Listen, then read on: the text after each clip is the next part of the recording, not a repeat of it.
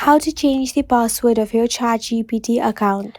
First up, the first thing you have to do is log out of your account and get to this page which says login or sign up.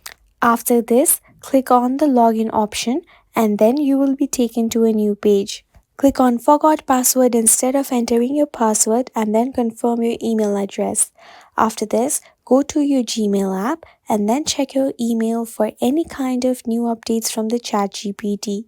You can see that an OpenAI email has arrived. Click on this and click on reset password.